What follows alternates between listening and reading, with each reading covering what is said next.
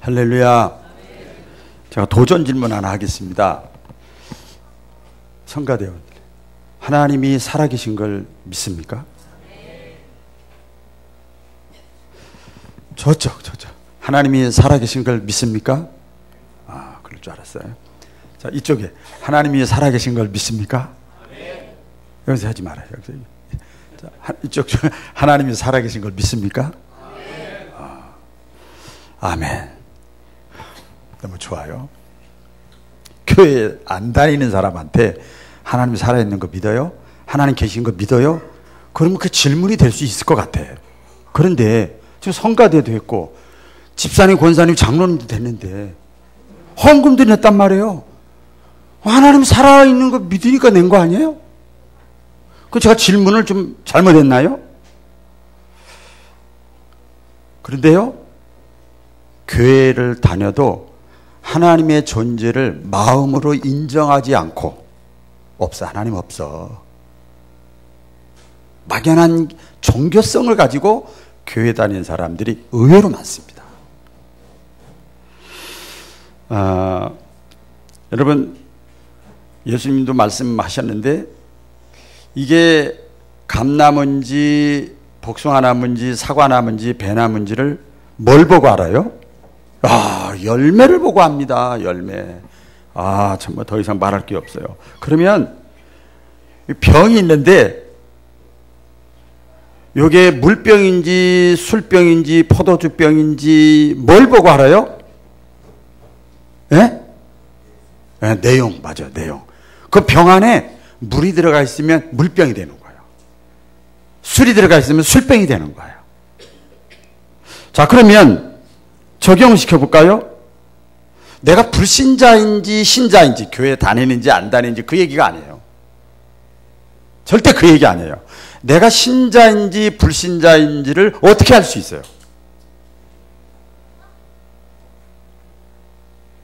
머리가 막 돌아가요? 아까 내용이라고 그랬잖아요. 내용. 그죠? 또 열매라고 그랬지요. 열매. 적용시켜 보는 거예요. 내가 교회는 나왔지만 정말 하나님을 믿는 신자인지 그렇지 않은지, 신자인지 아닌지를 어떻게 아냐? 삶을 보면 알아요. 그래서 야고보서에 뭐라고 그런지 아세요? 입술로 주여 주여 하고 아무리 믿음이 있노라 해도 믿음이 나 있다니까 내가 집사까지 됐는데 권사까지 됐는데 뭔 소리야. 나한테 그걸 물어보면 어떡해. 아이고, 안 믿는 사람한테 물어봐야지. 이제 교회 나온 지 얼마 안 된 사람한테 물어봐야지. 11조 못하는 사람한테 물어봐야지. 이럴 수 있어요. 그런데 안 그래요.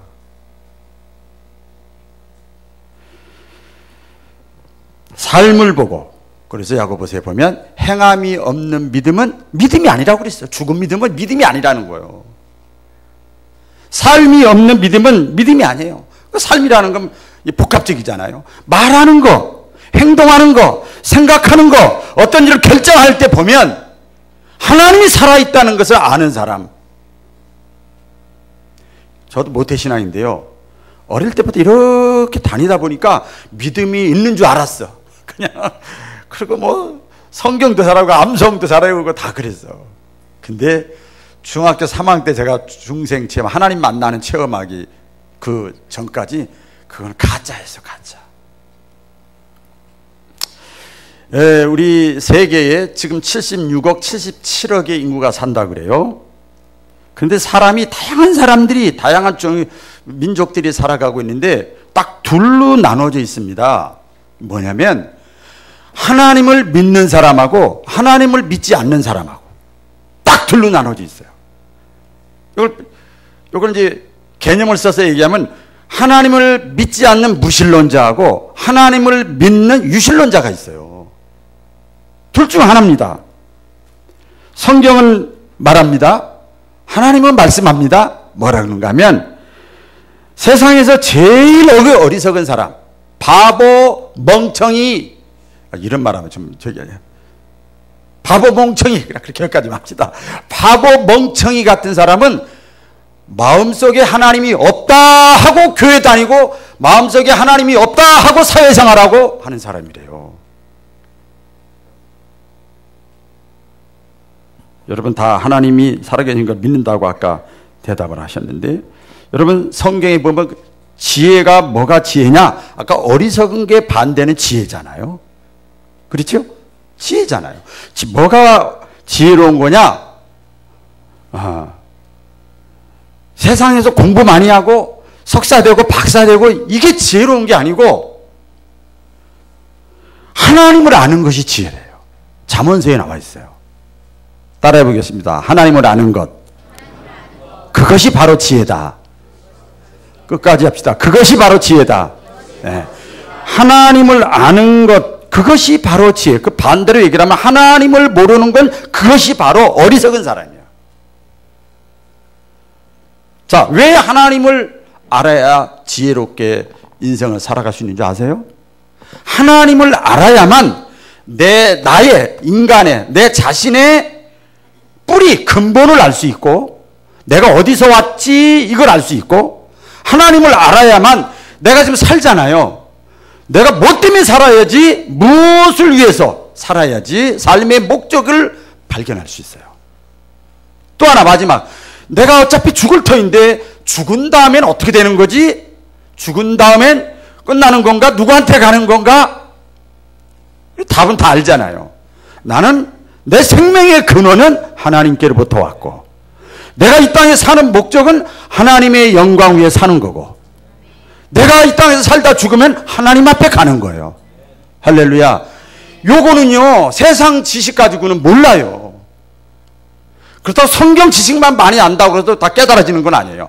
또 신앙 체험도 같이 곁들여서 하면 이것이 딱 깨달아. 그러면 지혜가 생기는 거예요. 직업이 어떻든 가난하든 부자든 지혜가 생깁니다. 나이도 초월해서.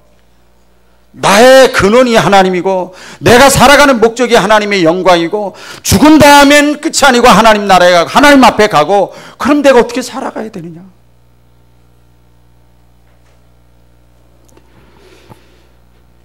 하나님이 없다고 하는 사람은 어리석은 사람이다. 오늘 1절에 그랬죠. 언젠가 제가 그런 얘기도 했는데, 저는 뭐 천문학자가 아닙니다만 천문학자가 하면 우주의 기원, 세상의 기원은, 출발은 이 두 가지 이론이 딱 있다는 거예요. 빅뱅 이론, 대폭발, 그 다음에 진화론. 이 두 가지 이론을 이 일반 학문에서 가르치고 있어요. 우리 학생들이 그렇게 배우죠. 요약을 하면 그 대폭발이 일어나서 급팽창이 돼가지고 물질과 빛이 분리가 되고 은하수가 있고 별이 탄생했다. 그래서 이 빅뱅 대폭발로 만들어진 지구에 생명체가 생기고 진화하고, 또 그것 때문에 그 진화해서 진화론적으로 모든 근원을 그렇게 보는 거예요.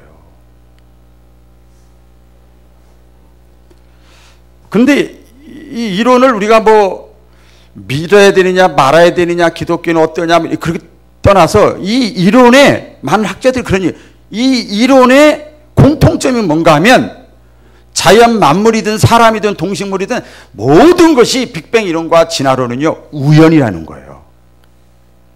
모든 것이 우연이라는 거, 우연. 여러분, 옆 사람과 한 인사 나눠보실래요? 제가 당신을 보니 어쩌다 우연히 태어났군요. 시작.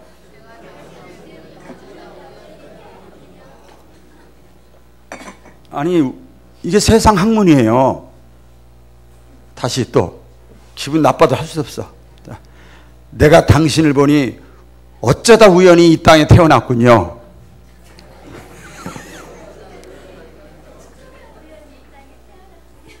웃기지요?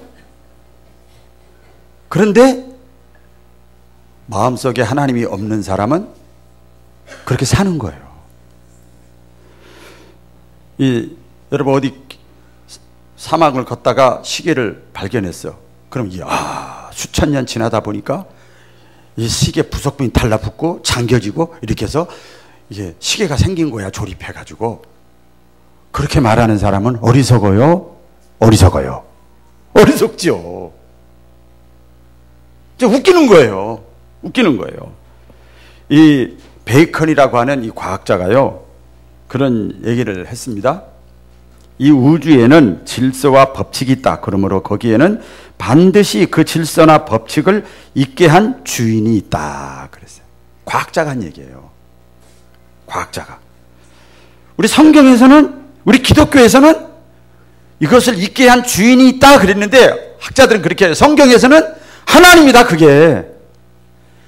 그리고 이런 철학자들은 그게 신이다 그래, 신. 철학자들이 나름대로 머리가 있는 철학자들이 하나님의 존재를 증명하는 여러 학설들이 있습니다. 그 가운데 하나가 우주론적 논증이에요. 성경 덮고 얘기하는 거야. 우주론적 논증에 우주, 자연, 해, 달, 별 이런 걸 다 볼 때 우리가 몰라서 그렇지 천문학자들은, 우주과학자들은요, 행성과 행성 사이에 지구, 달, 별 이 사이에 모든 엄청난 질서가 있다는 거예요. 엄청난 법칙이 있는 거예요. 그것을 발견한 것 뿐이에요. 그래서 우주선을 쏘아 올리고 인공위성을 쏘아 올리는 거예요. 그래서 우주론적 논증이라고 하는데, 그러면 그 질서와 법칙을 만든 분이 있을 거 아니냐, 고안해낸 분이 있을 거 아니냐. 그게 또 역시 마찬가지. 성경 덮어놓고 얘기하면 그게 신이래. 그게 근극적인 존재래. 성경의 창세기 1장 1절에는 뭐라고 그래요? 태초에 하나님이 천지를 창조하시니라. 할렐루야. 오늘은 사실은 어떤 면에서 전도 설교고 신앙의 가장 기본적인 말씀을 전하는 거예요. 여러분 기억하세요. 모든 존재하는 근원을 따져 들어가 보면 최종 근원에는 신이 있어요. 최초의 원인자가 있어요. 하나님이 계세요. 있어요. 아리스토텔레스가 또 그렇게 얘기를 했죠. 모든 존재하는 만물의 그 배후에는 재료, 동력, 형상, 목적이 있다. 건축을 한다 그러면 무슨 재료로 지어졌지? 재료가 있을 거 아니에요. 무슨 방법으로 건축됐지? 그죠? 건축 무슨 방법으로? 그냥 막 짓는 거 아니잖아요. 어떻게 설계하고 어떻게 아이디어로 건축을 해야지? 이렇게 하죠. 무슨 방법으로 건축되지? 무슨 목적으로 이거 지어지지? 그냥 생각 없이 짓는 거 없잖아요. 다 목적이 있습니다. 이것을 우리 사람에게 적용시켜 보면, 사람을 만든 육체적인 재료가 뭐지? 수분이 7, 80%가 몸에 수분이라고 그래요.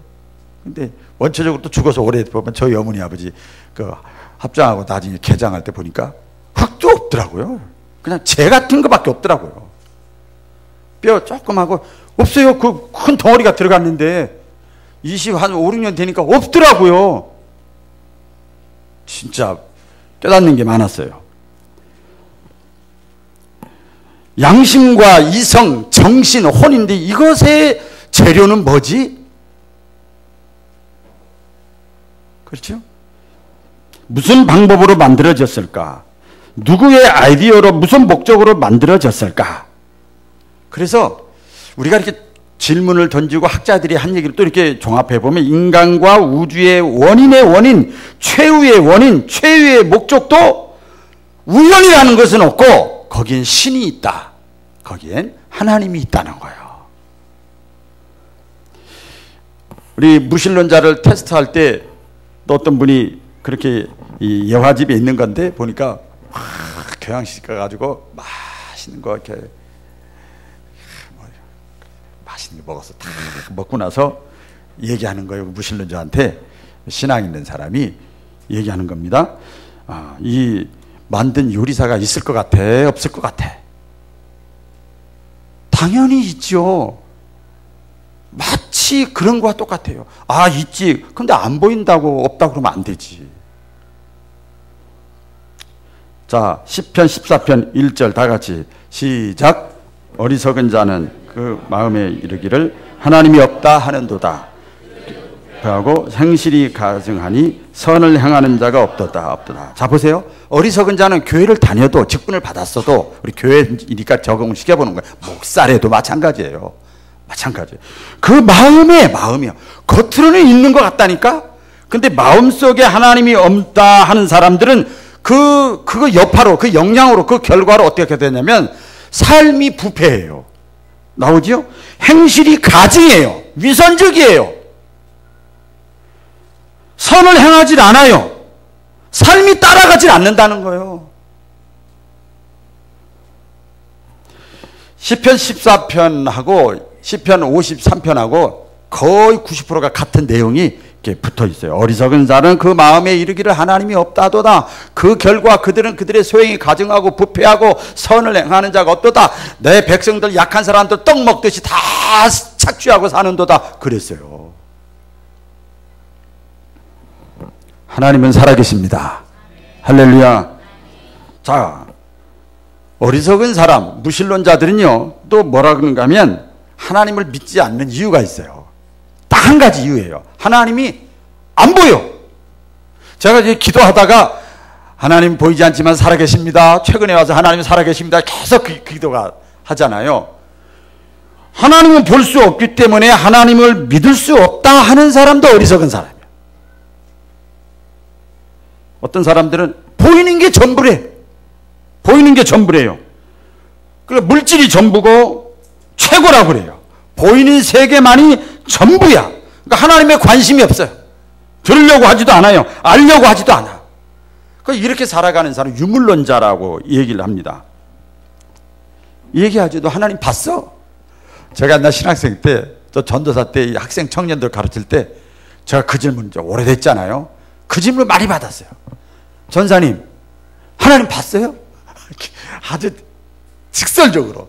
여러분 누가 그렇게 질문했을 때 대답할 수 있어야 돼요. 하나님 봤냐고요? 그러니까 그 얘기는 뭐예요? 배경에 깔려있는 게 하나님이 어디 있어? 그렇게 말하는 거죠. 보이지 않기 때문에 하나님이 없다? 그래서 그런 질문을 많이 받으면서 제가 이제 생각하고 묵상하면서 깨달아진 것이 있지요. 세상에 보이는 것보다 지금 과학이 발달해서 보니까 보이지 않는 것이 더 많이 42배 이상이 더 많대요.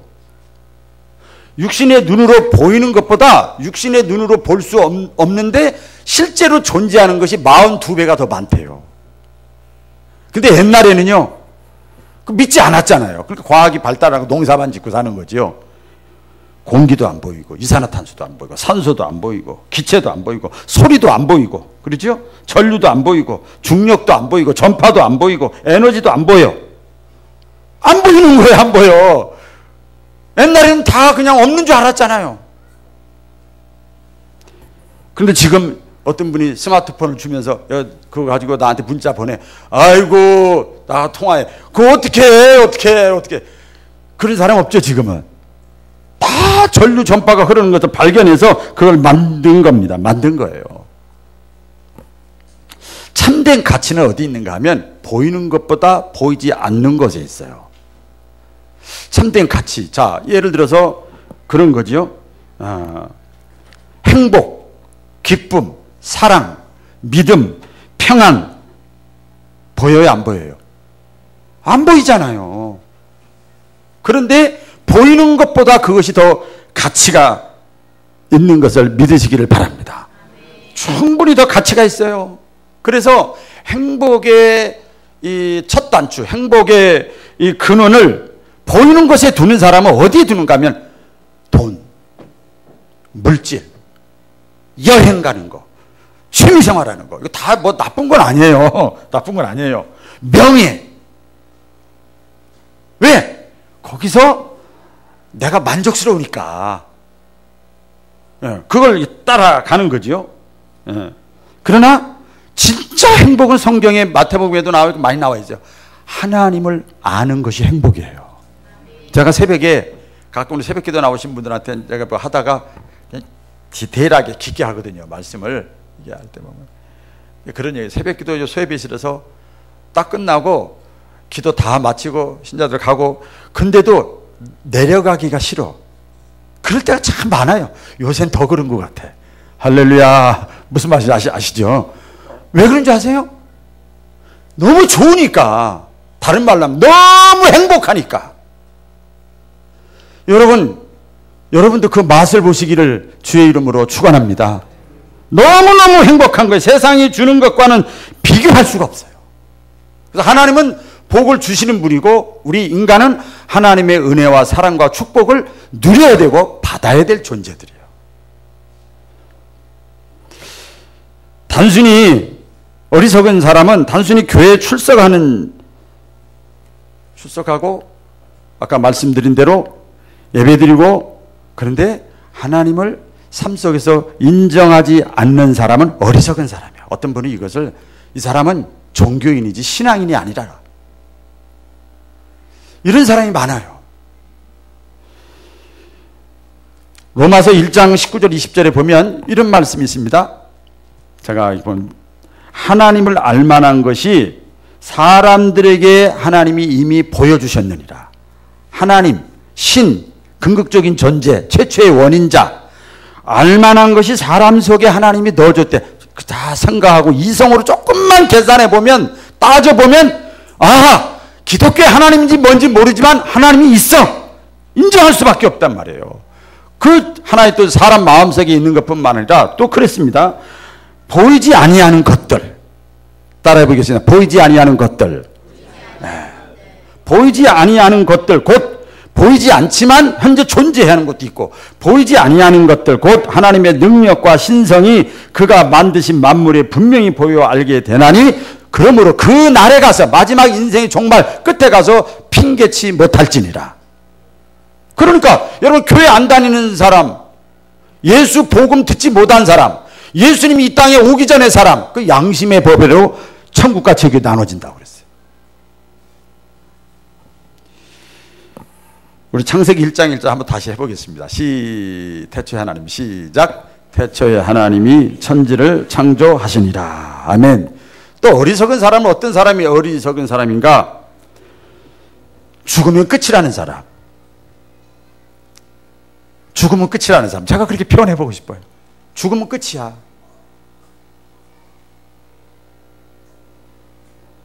뭐 천국이 어딨어? 지옥이 어딨어? 내세가 어딨어? 그렇게 마음으로 생각하고 사는 사람은 어리석은 바보 멍텅구리라는 거예요.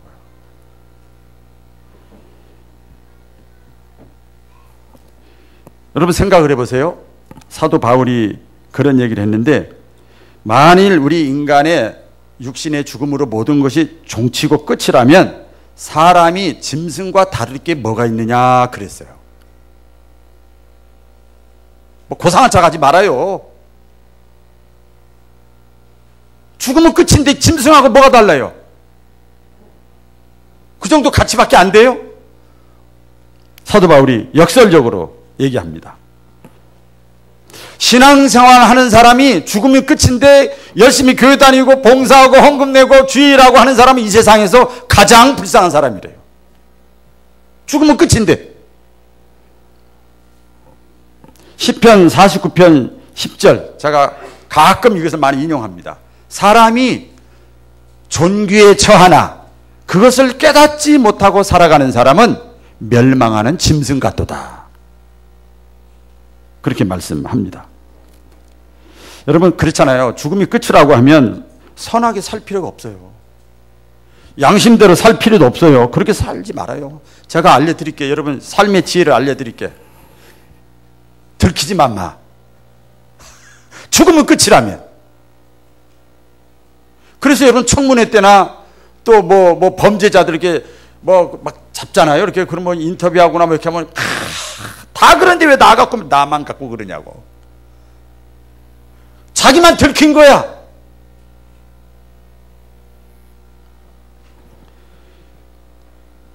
우리 성경에 보면 하나님이 우리 인간을 뭘로 창조하신 줄 아세요? 하나님의 형상대로 창조하셨어요. 따라해 보겠습니다. 하나님의 형상. 하나님의 형상은 뭔가 하면 하나님의 유전인자, 하나님의 DNA, 그런 거예요. 하나님의 이미지, 이걸 통해서 우리 사람을 만들었어요. 그래서 로마서에 보면 우리 인간에게만 영원을 내세, 영원히 행복하게 살고 싶은 마음을 동물에게는 없는데 사람에게만 있다는 거예요. 그게 무슨 증거냐? 하나님이 자기 형상대로 우리 사람을 만들었다는 또 하나의 증거입니다. 동물에게는 그것이 없어요. 인간은 하나님의 형상대로 창조하셨어요. 우리 히브리서 말씀 한번 다 같이 읽어보겠습니다. 시작. 한 번 죽는 것은 사람이 정하신 것이요 그 후에는 심판이 있으리니. 아멘. 한 번 죽는 것은 다 이거 한 번 죽는다는 것이 육신의 죽음을 말하는 거예요. 그리고 나서 끝이 아니고 심판이 있다는 건 다른 말로 하면 뭐예요? 내세가 있다는 거예요. 죽음이 끝이 아니라는 거예요. 믿으시면 아멘. 끝이 아니라는 거예요. 그렇기 때문에 제가 제일 청소년 시절에 목회하면서 저에게 도전을 주고 힘들고 어렵고 괴롭고 포기하고 싶고 더 재주고 싶고 막 이럴 때 저에게 도전을 줬던, 저를 나름대로 조금이라도 지혜롭게 살아갈 수 있도록 말씀을 주신 것이 잠언 3장 6절이에요. 제가 그 전에 광주에서 또 우리 청소년들 이렇게 뭐 할 때 보면 이 말씀을 꼭 전해요. 소년원 같은 데 가서 막 할 때 너는 범사에 하나님을 인정하라. 그리하면 그가 너의 인생길을 지도해 주시리라. 할렐루야. 하나님이 살아계십니다. 하나님은 존재하십니다. 그럼에도 불구하고 마음속으로 하나님이 없다고 하는 사람은 어리석은 사람이에요. 우리 바울 가족들 하나님의 존재를 인정하고 신앙생활할 수 있기를 또 사모하시기를 주의 이름으로 축원합니다.